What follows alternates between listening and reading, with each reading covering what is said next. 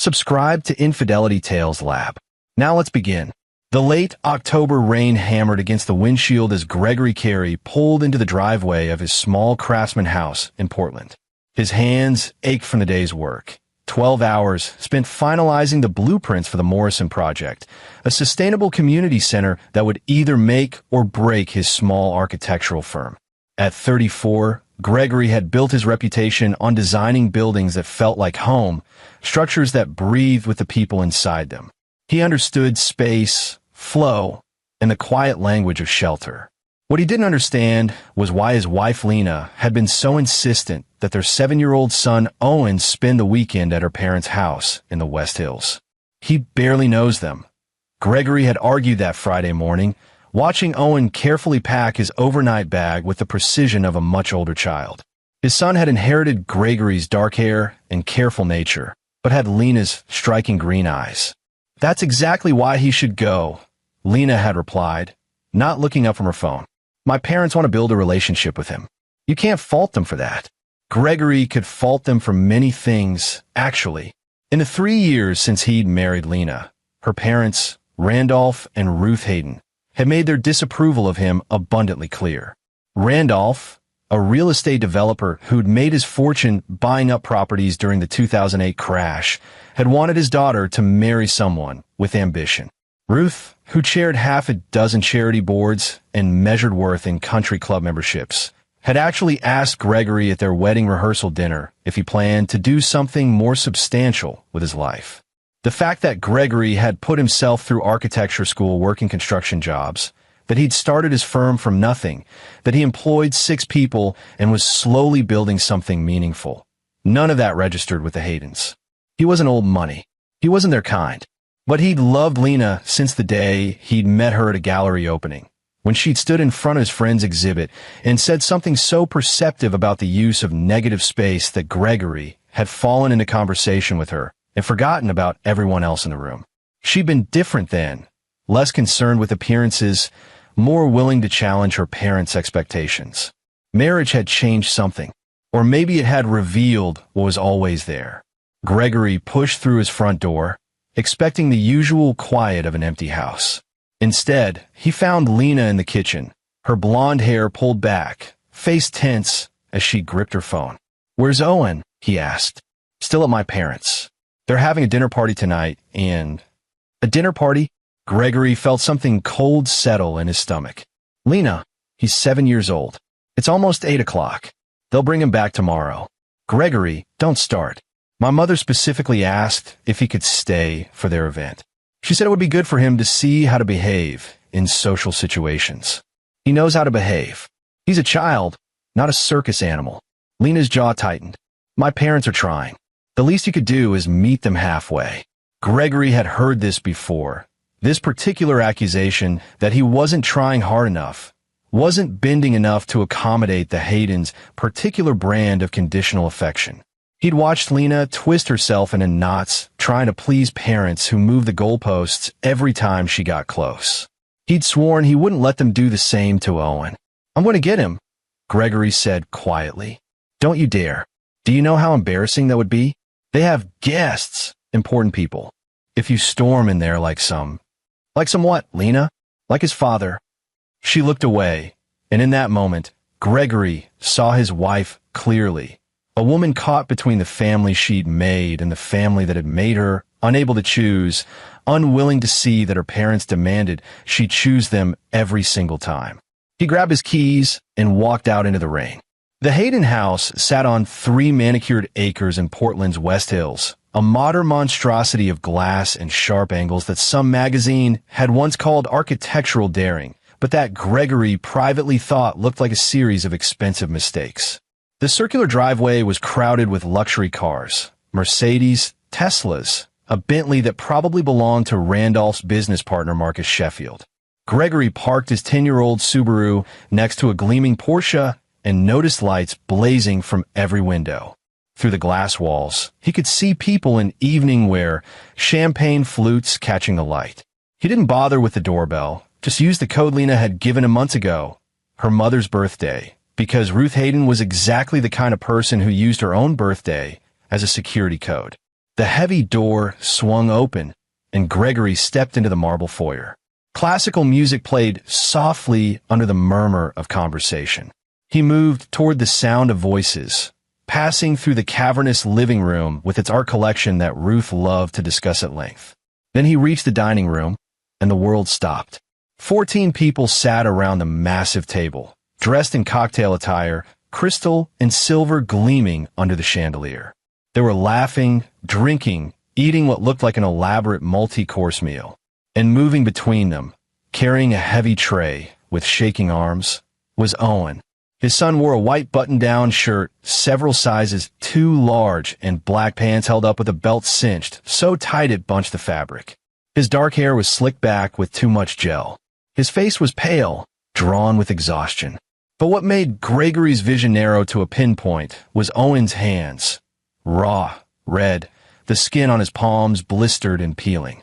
Owen didn't see him at first. He was too focused on not dropping the tray, on carefully setting a plate in front of a woman dripping with diamonds who didn't even glance at him. The boy's hands trembled. "Careful," Ruth's voice cut through the chatter. She sat at the head of the table in a navy dress, perfectly coiffed, a smile on her face that didn't reach her eyes. "You wanted to help, didn't you, Owen? This is what helping looks like." Several of the guests chuckled.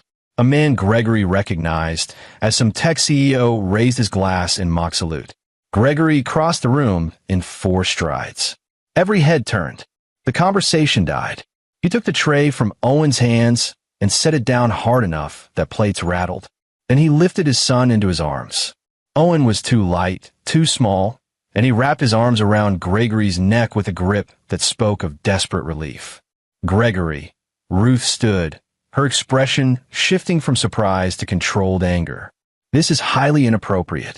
We're in the middle of—" He wanted to help, Gregory said quietly, his voice carrying in the sudden silence. He met his mother-in-law's eyes. "That's what you said, right?" "He did. He begged to help serve dinner. I thought it would teach him. His hands are blistered from washing dishes. The boy is clumsy. We were teaching him to be more careful, more." "He's 7 years old." Randolph rose from his seat, his face flushed with wine and indignation. "Now see here, Carrie. You don't burst into our home and make accusations. Your son has been perfectly well cared for." Ruth thought it would build character if he helped earn his keep instead of being waited on hand and foot like you probably. "Earn his keep." Gregory felt Owen press his face into his shoulder. "He's a child, not your servant." "Don't be dramatic," Ruth said coldly. "This is why Lena worries about your parenting. You coddle him. The real world doesn't coddle people, Gregory. Someone from your background should understand that." There was the casual cruelty dressed up as wisdom, the classist jab, delivered with a smile. Gregory had endured 3 years of these people, 3 years of watching them try to reshape Lena into their perfect daughter, 3 years of subtle and not-so-subtle attempts to make him feel small. But they'd crossed a line. They'd hurt his son. Gregory looked around the table, at the 14 guests who'd sat here, eating and drinking while a 7-year-old boy with blistered hands served them. He saw embarrassment on some faces, amusement on others, but mostly he saw people who'd become so insulated by wealth that they couldn't recognize cruelty when it sat down to dinner with them. "We're leaving," Gregory said. "You walk out that door," Randolph growled, "and you'll regret it. I promise you that." Gregory adjusted Owen in his arms and walked toward the door. Nobody moved to stop him. Why would they? He was the help's son who'd gotten above his station, the one who didn't understand their world. Let him leave. Good riddance. He was halfway to his car when his phone started buzzing.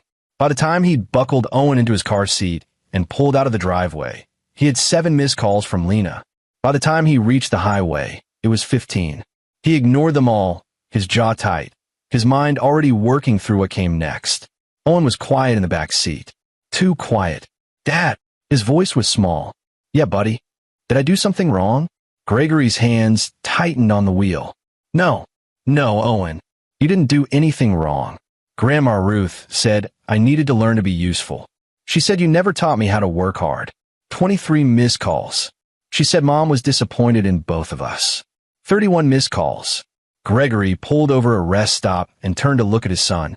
In the harsh overhead light, Owen looked even smaller, even more exhausted. His hands rested in his lap, the blisters angry and red. "Owen," Gregory said carefully, "can you tell me exactly what happened this weekend?" And Owen did. He told Gregory about arriving Friday night and being told he'd be staying in the guest suite, which turned out to be a converted storage room in the basement. About being woken at 6 a.m. Saturday to help the housekeeping staff prepare for the party. About Ruth explaining that children who don't contribute are burdens and that Gregory had raised him to be lazy, but she would fix that. About washing dishes in water so hot it burned. About being slapped on the back of the head when he dropped a plate. About being told to smile when serving the guests, to be grateful for the opportunity to learn what real work felt like. About Randolph telling him that his father was nothing special and that if Owen wanted to amount to anything, he needed to learn from people who'd actually succeeded in life. By the time Owen finished, Gregory's phone showed 43 missed calls. He didn't answer any of them. Instead, he took Owen home, treated his hands with burn cream, and put him to bed in his own room. The one Gregory had designed himself when they'd bought this house, with the reading nook and the skylights positioned to catch the morning sun. He sat on the edge of Owen's bed until his son fell asleep. Those blistered hands curled against his chest.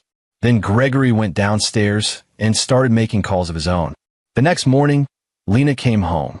She didn't knock, just used her key, and Gregory heard her in the entryway, heard her heels clicking against the hardwood floor he'd refinished himself. She found him in the kitchen, drinking coffee, Owen's overnight bag open on the counter. He'd been going through it, cataloging every detail. "We need to talk," Lena said. Her eyes were red, whether from crying or anger, Gregory couldn't tell. "Yes, we do. My parents are devastated. They're talking about pressing charges for trespassing, for causing a scene, for what I did to their dinner party." Gregory set down his coffee. "Or for what they did to our son. They didn't do anything to him." Owen volunteered to help, and they gave him some age-appropriate chores. "You're blowing this completely out of proportion because you've never liked them, because you've always resented their success. He has blisters on his hands from washing dishes in scalding water. He's clumsy. He probably turned the water too hot himself. He's 7. Exactly. He's 7. And you're teaching him that he can run away from any challenge, that he doesn't have to work hard or—" "Lena." Gregory's voice was very quiet. "What happened to you?" She stopped, blinking. "When did you become someone who thinks it's okay to hurt a child? When did you start hearing your mother's voice come out of your mouth? That's not fair. Your parents put our son in a basement room, worked him like a servant, burned his hands, and humiliated him in front of strangers. And you're defending them." Lena's face crumpled, but there was steel underneath the tears. "You don't understand the position you've put me in. My father has connections, Gregory. He could destroy your little firm with a phone call. He could make sure you never work in this city again. Is that a threat? It's reality. And if you don't apologize, if you don't make this right with them, I'm filing for divorce." The words hung in the air between them. Lena stared at him like he'd spoken a foreign language. "You don't mean that?" "I do. I'll file this week. You can have the house, most of the assets. I want full custody of Owen. You can't. My parents will fight you. They have the best lawyers in the state." "I'm sure they do." Gregory picked up Owen's overnight bag. "But they also had 14 witnesses watch them abuse a child. I spent this morning getting names, Lena. I've already talked to 3 of them. One of them, Claudia Simon, I believe she runs a nonprofit for at-risk youth, was horrified when I explained what she'd witnessed. She's willing to make a statement." Lena's face went white. "And Owen told me everything. Every detail. I recorded it. I'm taking him to his pediatrician today to document his injuries. Then I'm taking that documentation, along with witness statements, to a lawyer." "Gregory, please." "But here's the thing, Lena. That's just the legal route. That's just custody and divorce court. That's the official response." He met her eyes. "What your parents did to my son, that requires something more personal. What are you talking about?" Gregory thought about Ruth's face when she'd smiled and said Owen wanted to help. About Randolph's casual cruelty, his sneering dismissal. About 3 years of accumulated slights and deliberate wounds. About his son's blister hands. "I'm going to destroy them," he said simply. Not quickly, not obviously, but I'm going to take everything that matters to them and I'm going to burn it down. And when I'm done, they're going to understand exactly what it feels like to be powerless. You're insane. Maybe. Or maybe I'm just done being the bigger person while they hurt the people I love. Lena grabbed her purse, her hands shaking. I'm calling my father. You do that. Tell him I said hello. She left without another word. The door slammed hard enough to rattle the windows. Gregory stood in his quiet kitchen, in the house he'd built with his own hands, and felt something cold and clear settle over him. He'd spent his whole career designing spaces that protected people, that gave them shelter. Now he designed something different. A trap, perfectly constructed, inescapable, and the Haydens would walk right into it. He picked up his phone and made another call. Mark? It's Gregory Carey. Yeah, I know it's Sunday. Listen, remember that favor you said you owed me? I need to cash it in. Mark Page had been Gregory's roommate in college, back when they'd both been broke students surviving on instant ramen and ambition. Mark had gone into journalism, starting with local papers and working his way up. Now he was a senior investigative reporter for the Oregonian, known for taking down corrupt politicians and exposing corporate malfeasance. More importantly, Mark hated bullies. I need you to look into someone, Gregory said. Randolph Hayden. I want everything, business dealings, property acquisitions, tax records, anything that doesn't smell right. Can you do that quietly? Depends. What's this about? Gregory told him. Not all of it, not yet. Just enough. There was a long silence on the other end of the line. I'll start digging, Mark finally said, his voice hard. Greg, if this is what I think it is, if you're building a case. I'm building something, Gregory said. I'm just not sure what yet. Over the next week, Gregory moved with careful precision. He took Owen to Dr. Anthony Mora, their pediatrician, who documented the blistered hands and the bruising on Owen's shoulders. Marks Gregory hadn't noticed until the doctor pointed them out, finger-shaped impressions that made Gregory's vision go red. Dr. Mora, a soft-spoken man who'd treated Owen since he was a baby, didn't ask many questions. He just wrote everything down with quiet thoroughness and made copies of his report for Gregory's lawyer. That lawyer was Jeremy Melendez, a family law specialist who'd built his reputation defending clients against vindictive ex-spouses and their powerful families. Jeremy had grown up in East Portland, put himself through law school, and had a particular hatred for people who used wealth as a weapon. When Gregory showed him the evidence, Jeremy's expression didn't change. He just nodded slowly and said, "We can win custody. Easily. But you're not here just for that, are you?" "No. What else do you want?" "I want them to pay. Really pay." Jeremy leaned back in his chair. "I can't help you with anything illegal." "I know. But if you happen to discover information about their business practices, their financial dealings, their relationships with various institutions, that's public record. And if that information happened to become more public, well..." Jeremy spread his hands. "That's just journalism." Gregory smiled for the first time in days. Meanwhile, Mark was digging, and what he found was interesting. Randolph Hayden had made his fortune during the 2008 crash, buying properties from desperate sellers at rock-bottom prices. That much was public knowledge. What wasn't public was how he'd engineered some of those sales, targeting elderly homeowners, using predatory tactics, employing shell companies to hide his involvement. There were complaints filed with the state, but they'd gone nowhere. Randolph had friends in the right places, donations to the right campaigns. The complaints had been buried, but they still existed. "There's more," Mark said when he called Gregory that Friday. "Ruth Hayden chairs the Portland Children's Foundation. Big charity, lots of money flowing through it. I'm looking at their financial disclosures, and some things don't add up. Money coming in, money going out, but the out column has some interesting destinations." "Like what?" "Like the Hayden Family Trust. Like consulting fees paid to companies that Ruth owns. It's not technically illegal if it's disclosed properly, but if someone started asking questions, started really digging into where the money goes." Mark paused. "It would be a hell of a scandal, especially since the foundation is supposed to help at-risk children." Gregory felt something fierce and bright burning in his chest. "How fast can you write the story? I need more sources, more documentation. I need to build this bulletproof, Greg, or the Haydens will bury it with lawyers. Give me 2 weeks. You've got one." Greg, 1 week, Mark. I have a plan, but it only works if we move fast. The plan had come to Gregory in pieces, the way his best architectural designs always did.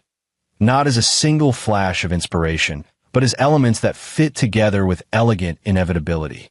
He'd spent his career understanding how systems worked, how spaces could be designed to channel people in specific directions, to make certain outcomes feel natural and unavoidable. This would be the same. But instead of designing a building, he was designing a collapse. Step 1 was already in motion. Mark's investigation, the evidence gathering, the careful construction of a story that would demolish the Haydens' reputation. But that wasn't enough. Reputation damage could be weathered, especially by people with money and connections. Gregory needed more. He needed to hit them where they lived, where they kept their power. And for the Haydens, that power lived in two places: Randolph's business empire and Ruth's social standing. So Gregory started making more calls. He called Ernest Tyler, a contractor who'd worked with him on 3 major projects and who had a reputation for being both brilliant and discreet. Ernest owed Randolph Hayden money from a deal that had gone bad 5 years ago, a deal where Randolph had changed the terms after Ernest had already committed resources, leaving him nearly bankrupt. I never forgot that, Ernest told Gregory over coffee. Man nearly destroyed me. What do you need? Gregory explained. Ernest listened, his weathered face thoughtful. When Gregory finished, Ernest nodded slowly. I'm in. What else? There was Shannon Gibbs, who ran an upscale catering company and had worked dozens of events for Ruth Hayden, and who Ruth had publicly humiliated 2 months ago over a minor mistake, refusing to pay and spreading word that Shannon's company was unreliable. Shannon had lost 3 major contracts because of it. Tell me what you need, Shannon said when Gregory reached her. Her voice was cold and hard as diamond. And there was Claudia Simon, the nonprofit director who'd been at the dinner party, who'd watched Owen serve with his blistered hands and felt sick about it afterward. When Gregory called her, she was already writing a statement. I should have said something that night, Claudia told him, her voice thick with regret. I should have stopped it. But Ruth is on so many boards, and I thought if I made a scene, it would hurt my organization. I'm ashamed of that. You can make up for it now, Gregory said gently. What do you need? By the end of the week, Gregory had assembled a team. Not officially, not in any way that could be traced back to him. Just a collection of people who'd been hurt by the Haydens, who were tired of watching wealth and cruelty go unchallenged. Mark had his story almost ready. Pages of documentation about Randolph's predatory business practices and Ruth's creative accounting with charity funds. But he was waiting for one more piece, one more source that would make the story undeniable. Gregory was about to give it to him. On Saturday afternoon, Gregory drove to the West Hills. Not to the Hayden house this time, but to a coffee shop 3 blocks away where he'd arranged to meet someone. Victoria Riddle was 63 years old, impeccably dressed, with steel gray hair and eyes that had seen too much.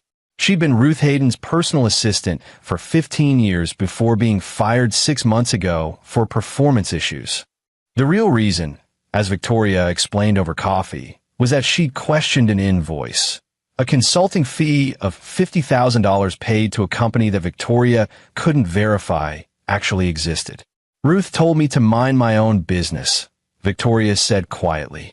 When I said it was my job to keep accurate records, she terminated me. She made sure I couldn't get another position in town. Blacklisted me. Victoria's hands were steady on her coffee cup, but Gregory could see the anger underneath. I gave that woman 15 years. I need documentation, Gregory said. Financial records, emails, anything that shows how the charity money was being used. Victoria smiled, a cold, precise expression. I kept copies of everything. Ruth never knew. I thought maybe someday I'd need them. She pulled a thumb drive from her purse and slid it across the table. This is everything from the last 5 years. Financial records, emails, board minutes. If there's evidence of misappropriation, it's in there. Gregory took the drive. Why are you doing this? Because I worked for children's charities my whole career. Real ones that actually help children. And I watched Ruth Hayden use the Portland Children's Foundation like a personal ATM while pretending to care about at-risk kids. Victoria's eyes hardened. And because I heard what she did to your son. That dinner party was the talk of her social circle. Some of them thought it was amusing. A 7-year-old learning his place. Gregory felt rage building in his chest again, but he kept his voice level. Thank you. Destroy her, Victoria said simply. Destroy both of them. That night, Gregory gave Mark the drive. The reporter spent 12 hours going through the files, cross-referencing financial records, tracing money flows. When he called Gregory at 2 a.m., his voice was electric with discovery. Jesus Christ, Greg. This is bigger than I thought. Ruth's been siphoning money from the foundation for years, hundreds of thousands of dollars.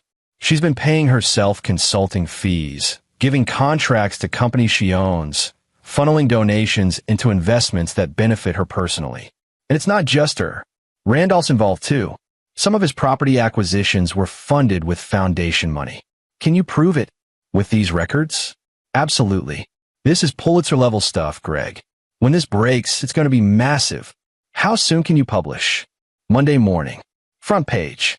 I've already cleared it with my editor. Make it Sunday. Greg. Sunday, Mark. The Haydens have a big charity gala Sunday evening. 200 people, all the major donors to the foundation. I want your story to drop that morning. I want every single person who walks into that gala to have read it. There was a pause. Then Mark laughed, low and dark.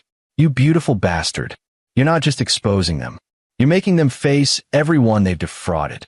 They hurt my son, Gregory said quietly. They need to understand what that costs. But Gregory wasn't done. The news story would devastate the Haydens' reputation, might even result in criminal charges. But Gregory wanted more than legal consequences. He wanted them to feel the betrayal, the powerlessness, the humiliation. He wanted them to feel what Owen had felt. So on Sunday morning, while the story broke across the Oregonian's front page and spread like wildfire through social media, Gregory implemented the second phase of his plan. He'd spent the previous week working with Ernest Tyler, the contractor Randolph had screwed years ago. Ernest knew Randolph's business inside and out, knew which properties were his most valuable, which deals were most vulnerable. More importantly, Ernest knew which of Randolph's business partners were already unhappy, already looking for a reason to pull out. Starting Sunday morning, those partners started receiving anonymous packages. Financial documents showing how Randolph had manipulated previous deals. Evidence of shell companies and hidden assets.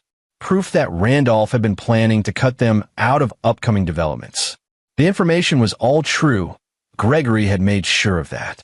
Mark's investigation had uncovered a web of financial dealings that showed Randolph as exactly what he was, a man who viewed every relationship as transactional, every partner as a potential mark. By noon, 3 of Randolph's major partners had called emergency meetings. By 2 p.m., 2 of them had initiated lawsuits. And at 3 p.m., the state attorney general's office announced they were opening an investigation into the Portland Children's Foundation based on credible allegations of financial mismanagement. Gregory watched it all unfold from his living room. Owen sleeping upstairs, safe and healing. Every news alert, every social media post, every domino falling exactly as he'd designed it to fall. His phone rang. Lena. He almost didn't answer. Then he thought about the custody hearing scheduled for Tuesday, about the documentation he'd need, about keeping every avenue covered. Hello, Lena. What did you do? Her voice was ragged, desperate. Gregory, what the hell did you do? I told you. I destroyed them. My mother is hysterical. The gala tonight. Half the guests have canceled. The foundation board is demanding her resignation. My father's partners are turning on him. The news is everywhere. Everyone is calling, asking if we knew, if we were involved in. Were you? Silence. Did you know, Lena? Did you know what your parents were doing with the foundation money? No, of course not. But you would have defended them anyway, wouldn't you? Just like you defended what they did to Owen. He heard her sob, harsh and broken. You've ruined everything. My family, our life. They ruined themselves. I just made sure everyone could see it. The custody hearing, Gregory, please. Don't take Owen from me. I know I made mistakes. I know I should have protected him better. But please. You chose them over your own son, Lena. You heard what they did to him. and you made excuses. You threatened me with your father's power instead of standing with your child. Gregory's voice was steady, final. I'm not taking Owen from you. You already lost him when you decided protecting your parents' feelings mattered more than protecting his body. I love him. Not enough. Not when it counted. He hung up. The news coverage intensified through the afternoon. Financial experts appeared on local news stations, explaining how the scheme had worked. Former employees of the foundation came forward with their own stories. One woman, Lorena Ware, who'd been a program coordinator, described how Ruth had fired her for questioning why so little money actually reached the children the foundation was supposed to help. I thought I was going crazy, Lorena said on camera, tears streaming down her face. I couldn't understand where all the donations were going. Now I know.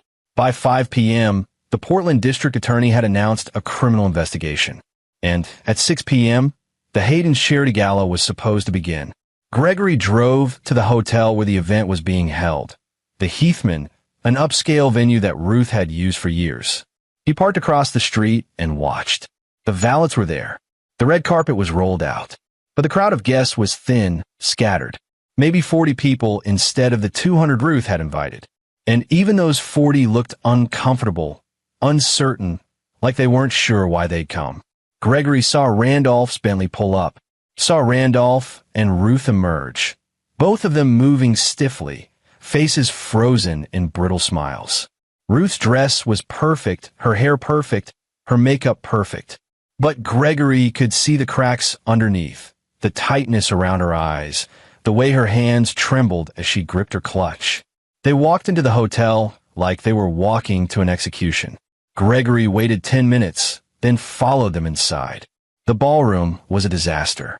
Tables set for 200, decorated with elaborate centerpieces and expensive linens. But only a fraction of them were occupied. The remaining guests clustered together, speaking in low voices, casting glances at Ruth and Randolph, who stood near the stage like exhibits in a museum. Gregory moved through the room quietly, just another person in a suit. He saw Claudia Simon sitting at a far table, looking grim. Saw a few other familiar faces from the dinner party, people who'd watched Owen serve and done nothing. Then he saw Shannon Gibbs. The caterer was supposed to be serving tonight's dinner, but instead she stood near the kitchen doors with her arms crossed, her staff clustered behind her. Gregory moved closer, curious. I'm not serving them, Shannon was saying to a frantic event coordinator. Ruth Hayden destroyed my business over a minor mistake. She spread lies about my company and cost me clients. You want me to make her a beautiful dinner while she pretends to care about children? While she faces criminal charges for stealing from a children's charity? Shannon's laugh was harsh. I don't think so. But the contract, sue me, added to the pile. Shannon walked out, her staff following. The event coordinator looked like she might cry. Gregory felt a fierce satisfaction. This was what he'd wanted, not just exposure, not just legal consequences, but this moment where the Hayden's own tactics came back to haunt them, where people they'd hurt refused to help them save face. He spotted Ernest Tyler in the back of the room, talking quietly with two men Gregory recognized as Randolph's business partners, the ones who'd filed lawsuits that afternoon. Ernest saw Gregory and gave a subtle nod. The trap was closing. Every piece in place. Gregory made his way toward the stage where Ruth stood, her perfect composure starting to crack. She was speaking to one of the foundation's board members, a man in his 60s who looked distinctly uncomfortable. Temporary misunderstanding, Ruth was saying, her voice tight. The Attorney General's investigation will clear everything up. These records are being misinterpreted, taken out of context. Ruth, the board member said gently. The forensic accountants have already confirmed the discrepancies. The documentation is clear. Foundation money went to your personal accounts, to companies you control. This isn't a misunderstanding. How dare you? After everything I've done for this foundation, after years of service, you need to resign. Tonight, before this gets worse. I will do no such thing. I built this foundation. You used it like a personal bank account. The board member's voice was sad but firm. And worse than that, Ruth, you hurt the children we were supposed to help. Every dollar you took was a dollar that didn't go to programs, to services. How many kids didn't get help because you needed another vacation property. Ruth's face went white, then red. Get out. I'm sorry. I truly am. But you brought this on yourself. The board member walked away. Ruth stood alone, trembling with rage and humiliation, scanning the sparse crowd with desperate eyes. And then those eyes landed on Gregory. For a moment, she just stared at him, her expression uncomprehending. Then recognition flooded in, followed by understanding. You, she whispered. This was you. Gregory didn't deny it. He just looked at her, remembering Owen's blistered hands, the way his son had shaken while serving dinner to people who treated him like furniture. You destroyed us because of one evening? Because we tried to teach your son some discipline. You tortured a 7-year-old child, Gregory said quietly. You burned his hands, worked him until he could barely stand, humiliated him in front of strangers. And when I confronted you, you threatened to destroy my career, my life, unless I apologized for protecting my son. He needed to learn. He needed to be loved, protected, treated like a child, not a servant. Gregory stepped closer, his voice dropping. But you don't understand that, do you? Because your whole life is about power and appearances, about using people and throwing them away when they're not useful anymore. Just like you use foundation money for yourself. Just like you hurt everyone who questioned you. Ruth's face twisted. Randolph! Randolph! Randolph appeared from across the room, his expression thunderous. When he saw Gregory, his hands clenched into fists. You're not welcome here, Carrie. Get out before I have you thrown out. This is a public event. Randolph, I'm just here to support children's charities. Gregory smiled slightly. Or what's left of them after your wife got done stealing. We didn't steal anything. Those are lies, manipulated records. I have Victoria Riddle's testimony. Your wife's former assistant. She kept copies of everything. Every invoice, every transfer, every email where Ruth discussed how to hide the money. Gregory watched Randolph's face pale. She's cooperating with the Attorney General, along with several other former employees. And financial forensics experts are going through the foundation's accounts right now. This is your doing, Randolph growled. You leaked those records. You orchestrated this whole thing because you're bitter, because you couldn't handle a little discipline for your brat son. Gregory moved fast. He didn't hit Randolph. That would be too simple, too physical. Instead, he pulled out his phone and played a recording. Owen's voice, small and scared, describing the weekend at his grandparents' house. Every detail, every moment of cruelty. My hands hurt so bad, but Grandma said I was being dramatic. Grandpa said Dad was nothing, and that I'd be nothing too if I didn't learn to work. They locked me in the basement room when I cried. The recording played in the quiet ballroom. The few remaining guests stopped talking, stopped moving. Just listen to a 7-year-old describe being abused. When it finished, the silence was absolute. Ruth's face had gone sheet white. Randolph looked like he'd been punched. That's what you call discipline, Gregory said softly. That's what you call teaching a child to work. You hurt him, you humiliated him, you traumatized him, and then you threatened to destroy me when I protected him. He put his phone away. So yes, Randolph, I did this. I gave those records to the press. I contacted your business partners. I made sure everyone knew exactly who you and Ruth really are underneath all the money and the charity boards and the fancy parties. You're insane. I'm a father, and you hurt my son. This is what happens when you hurt someone's child. Gregory turned to walk away, then paused. Oh, and Randolph, Ernest Tyler says hello. You remember Ernest, right? The contractor you screwed out of $200,000 5 years ago? He's been very helpful in explaining your business practices to your partners. Turns out they don't appreciate being lied to about shell companies and hidden assets. He left them standing there, the ruins of their gala around them, their reputations destroyed, their empire crumbling. Outside, Gregory breathed in the cool November air and felt the weight of the last 2 weeks lift slightly from his shoulders. It wasn't over. The custody hearing was Tuesday. The legal battles would drag on for months, maybe years. But the Haydens' power was broken. Their ability to hurt people, to use wealth as a weapon, gone. And Owen was safe. Gregory drove home, where Jeremy Melendez was waiting with the custody petition documents.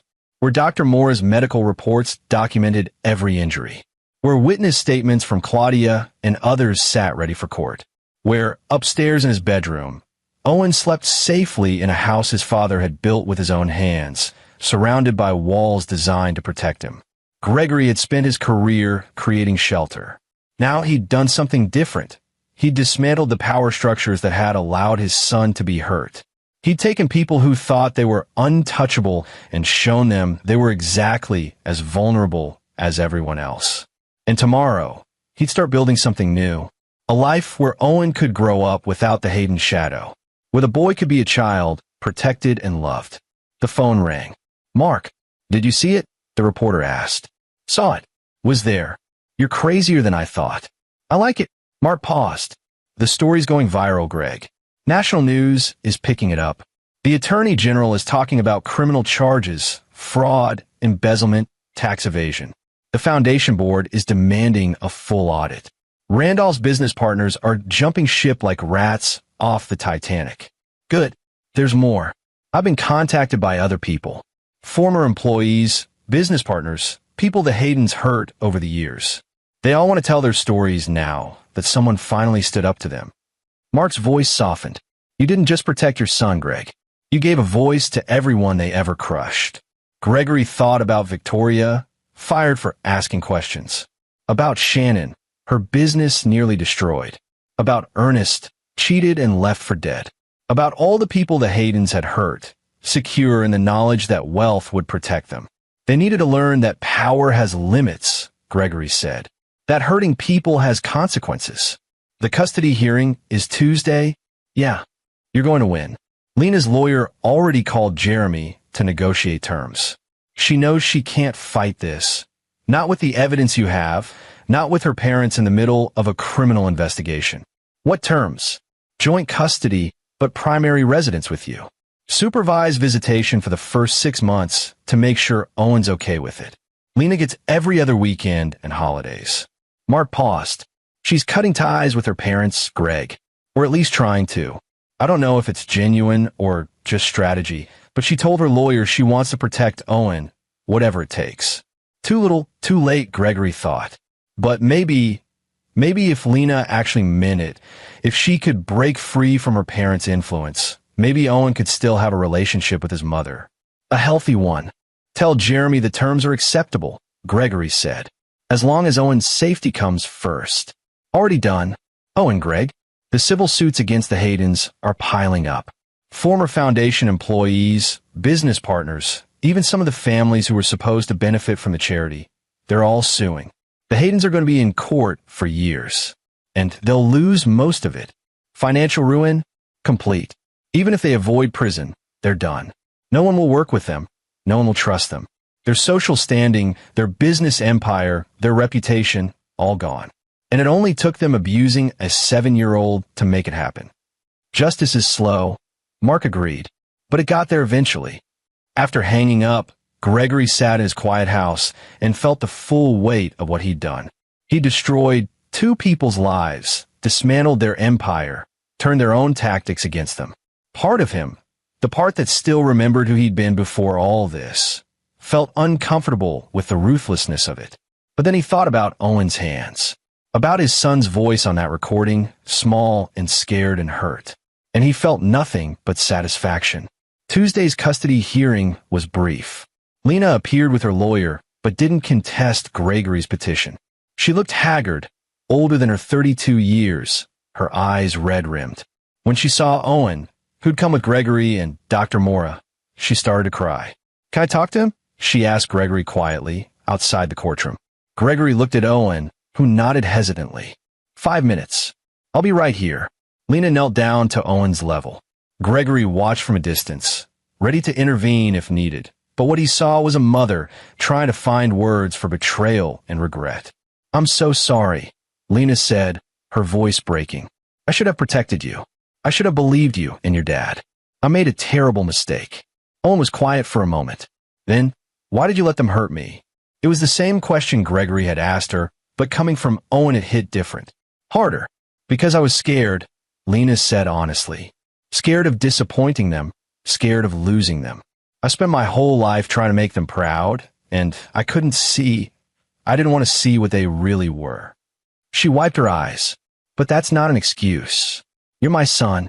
You should always come first. And I failed you. Are you still going to see them? Grandma and Grandpa. No, I'm done with them.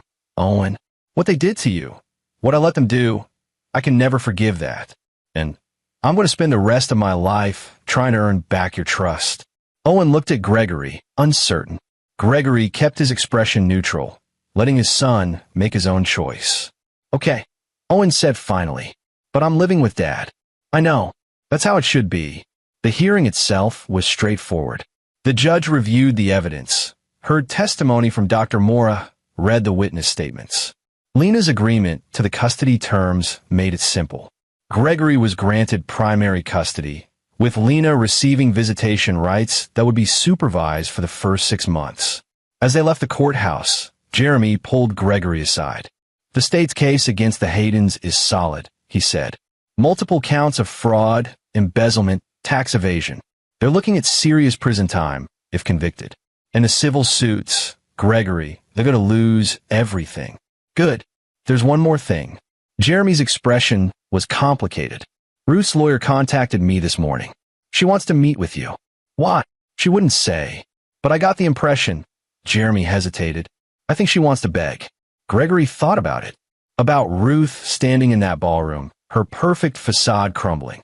About Randolph's rage when his business partners turned on him. About all the people they'd hurt over the years, thinking they were untouchable. Set it up, he said. I want to hear what she has to say.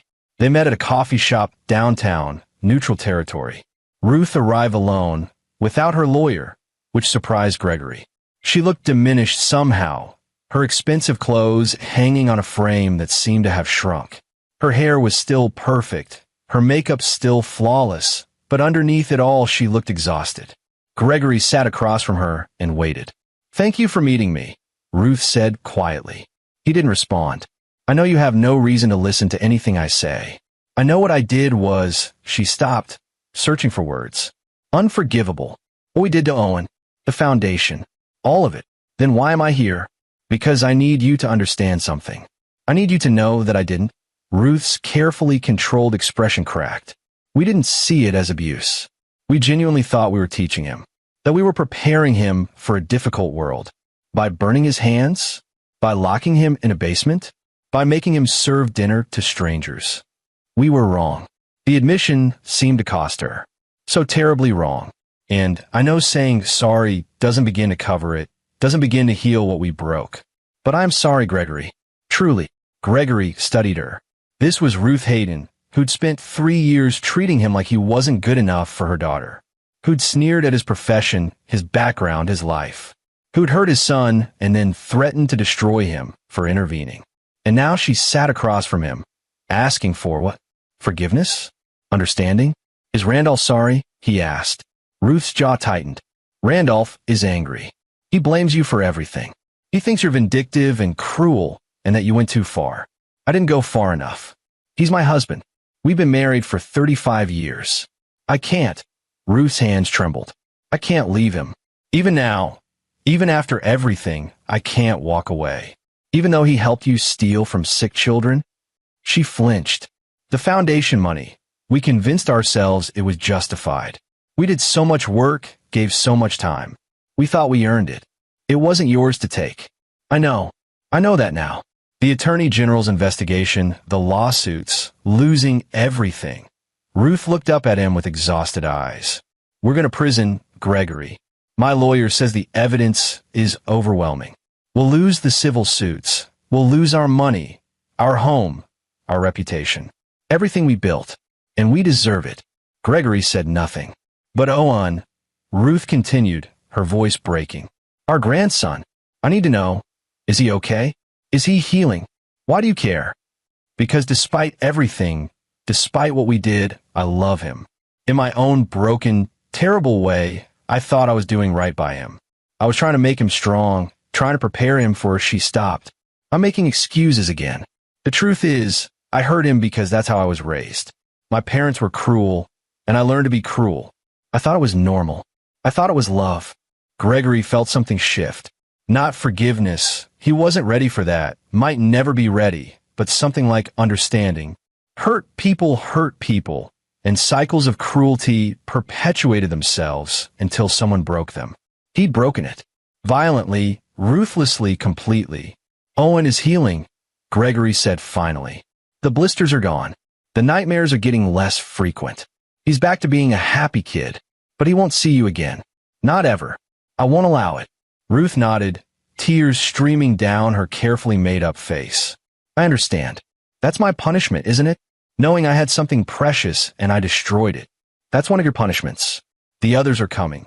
I know. Ruth stood slowly. Thank you for meeting with me.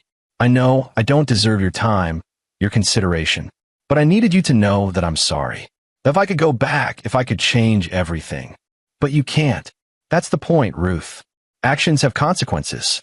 You spent decades hurting people, using your wealth to avoid accountability.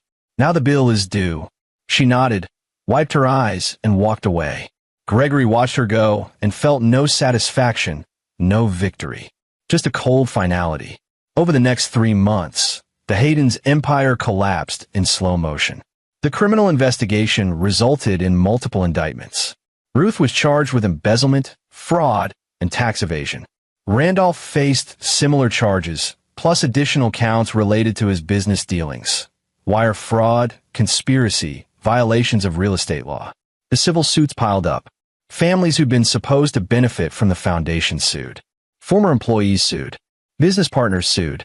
The foundation itself sued, trying to recover the stolen money. One by one, the Hayden's assets were seized. The house in the West Hills went up for auction.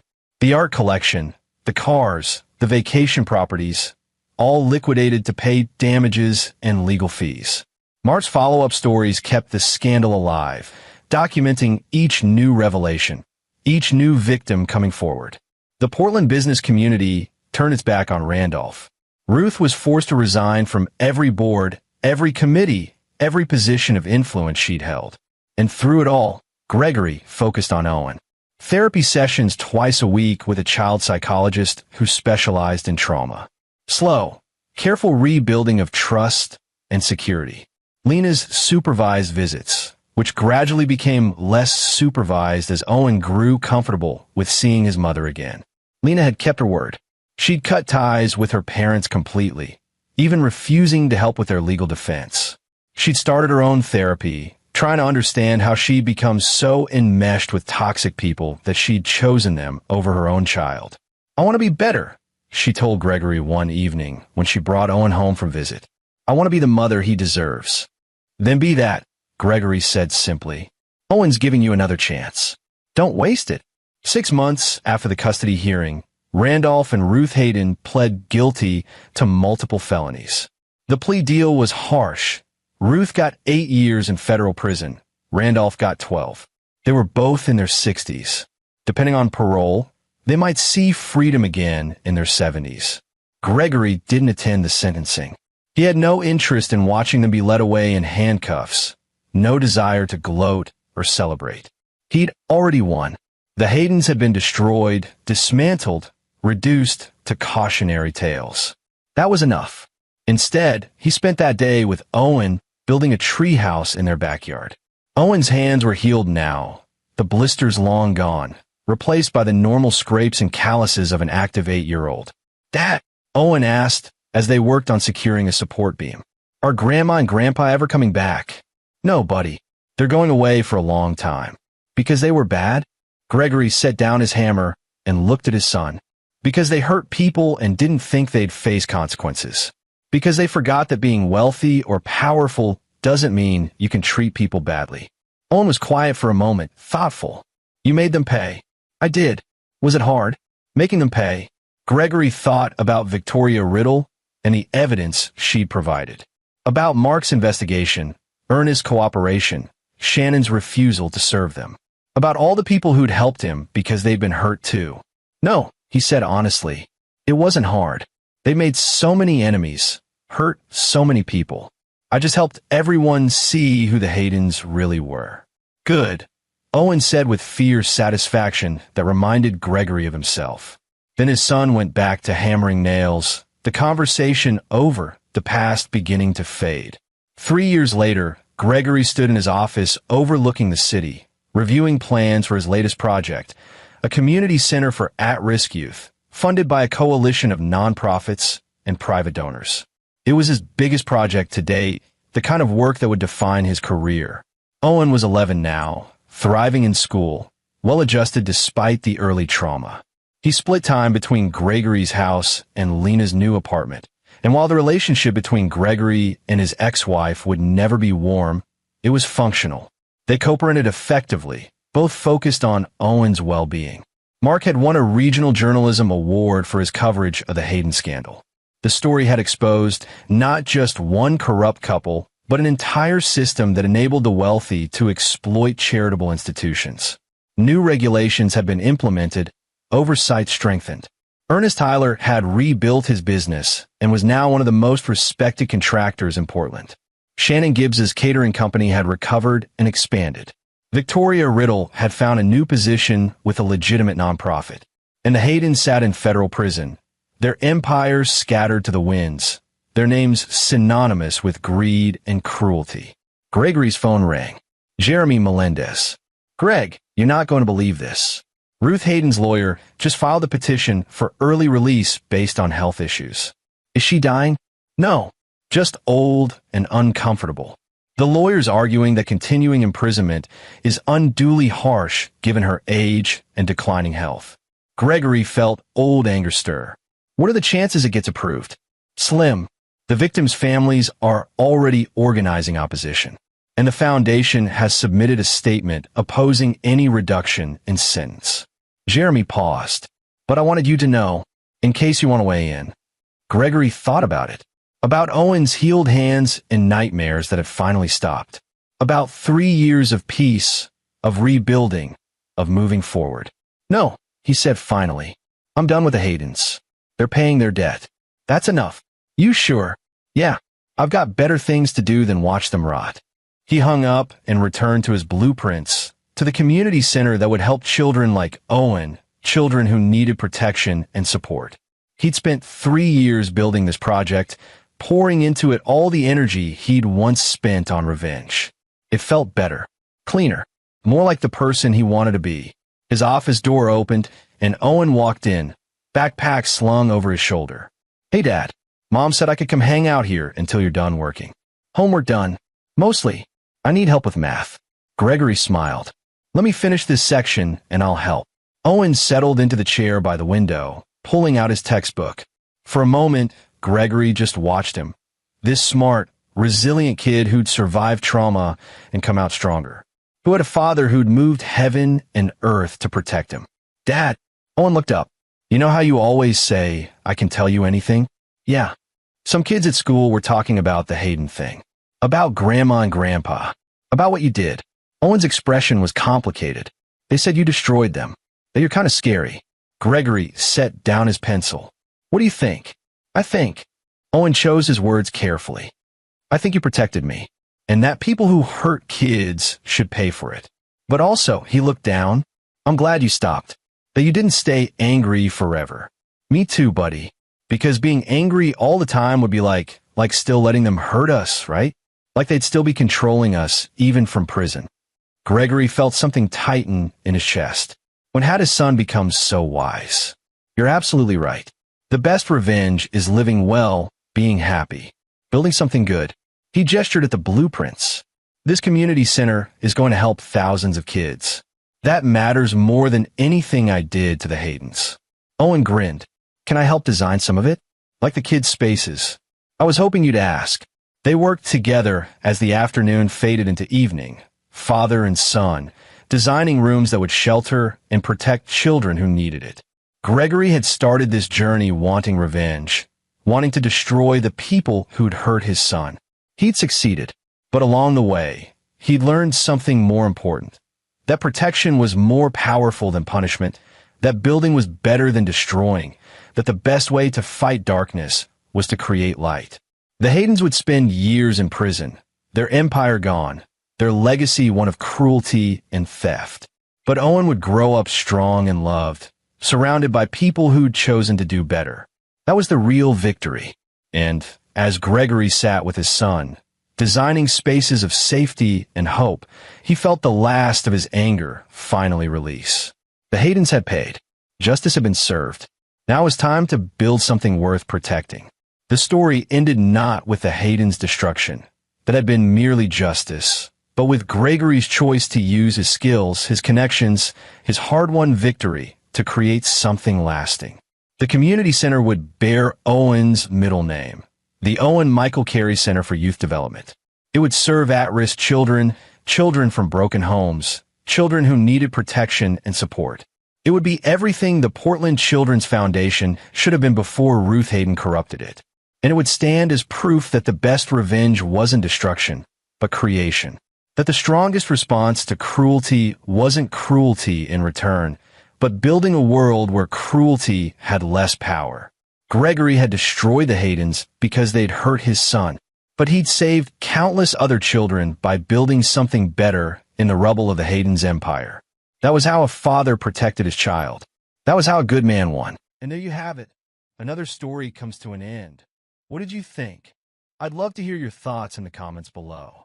If you enjoy this story, consider joining our community by subscribing. It means the world to us. For more stories like this one, check out the recommended videos on screen. And I'll see you there.